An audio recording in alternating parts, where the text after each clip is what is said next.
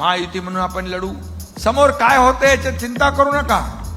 समोर कोण कोणाशी आघाडी करतोय, कोण कोणाशी मनोमिलन करतोय, काय होतंय तिकडे चिंता करू नका. त्याचा सगळा हिसाब किताब माझ्याकडे आहे. आणि तुम्हाला सांगतो, निवडणुका आपण कशा लढवायच्या, कशा जिंकायच्या ते आपल्याला माहीत आहे, आपल्याला नवीन नाही आहे. आणि म्हणून आपण आपल्या ज्या वार्डामध्ये तिथं लक्ष देणं गरजेचं आहे. ॲपचं पण तुम्हाला आलं काय?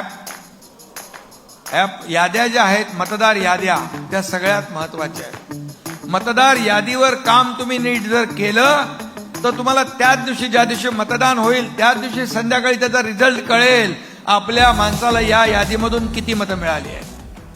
आणि म्हणून ॲप जो आहे, हा ॲप जो आहे त्याच्यावर आपण नीट काम करायचं आहे.